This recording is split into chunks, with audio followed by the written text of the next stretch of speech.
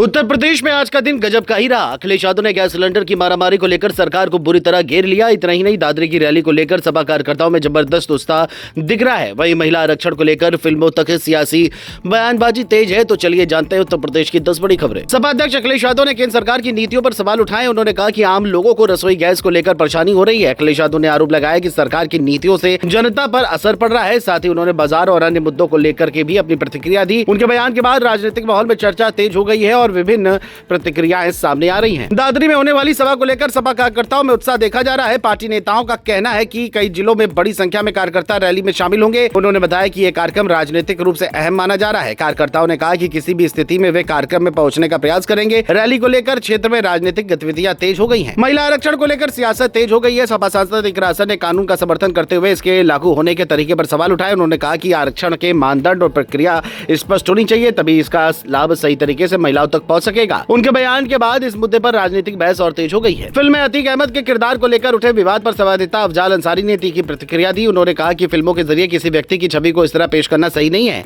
अफजाल अंसारी ने आरोप लगाया कि ऐसे मुद्दों से असली समस्याओं से ध्यान भटकाया जा रहा है और इस बयान के बाद मामला सियासी रंग ले चुका है और इसे लेकर बहस तेज हो गई है। गाजियाबाद में लंबे समय से गंभीर हालत में जीवन गुजार रहे एक व्यक्ति का निधन हो गया। बताया जा रहा है कि वह कई सालों से स्वास्थ्य समस्याओं से जूझ रहे थे और परिवार लगातार देखभाल कर रहा था। मामले में कानूनी प्रक्रिया भी चली थी, जिसके बाद चिकित्सा निगरानी में उपचार से जुड़ी व्यवस्था बदली गई। निधन के बाद परिजनों ने अंतिम संस्कार की प्रक्रिया पूरी की। घटना से परिवार और आसपास के लोगों में शोक का माहौल है। गाजियाबाद से लोकमंच के लिए राकेश दास की रिपोर्ट। आगरा से बड़ी खबर है, जहां एसीपी सदर इमरान अहमद की कार्यशैली और सेवा भावना को लेकर चर्चा बनी हुई है। साधारण पृष्ठभूमि से आगे बढ़कर उन्होंने पुलिस सेवा में अपनी अलग पहचान बनाई। अपने कार्यकाल में उन्होंने कई मामलों में सक्रिय भूमिका निभाई और कानून व्यवस्था बनाए रखने पर जोर दिया। आम लोगों के साथ बेहतर व्यवस्था और जिम्मेदारी से काम करने की वजह से क्षेत्र में उनकी छवि एक जिम्मेदार अधिकारी के रूप में देखी जा रही है।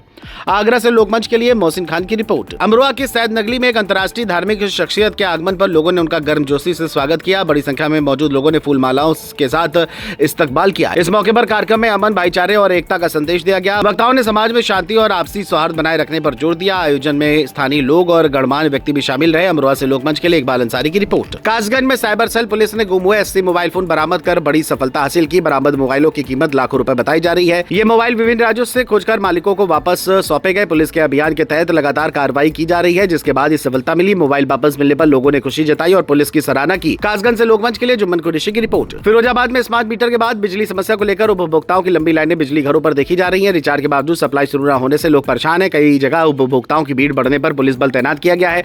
अलग अलग क्षेत्रों में बड़ी संख्या में लोग समस्या का समाधान कर रहे हैं। विभाग की ओर से स्थिति सुधारने के प्रयास जारी बताए जा रहे हैं, लेकिन लोगों में नाराजगी बनी हुई है। ग्रेटर नोएडा में जेवर एयरपोर्ट के लोकार्पण को लेकर तैयारियां तेज हो गई है। प्रस्तावित कार्यक्रम को भव्य बनाने के लिए जनप्रतिनिधियों की बैठक में व्यवस्थाओं और जन सहभागिता पर चर्चा हुई। कार्यक्रम को क्षेत्र के विकास और रोजगार से जोड़कर देखा जा रहा है। अधिकारियों और जनप्रतिनिधियों को अलग अलग जिम्मेदारी सौंपी गई है। एयरपोर्ट को क्षेत्र के लिए महत्वपूर्ण परियोजना माना जा रहा है, जिससे कनेक्टिविटी और निवेश को बढ़ावा मिलेगा।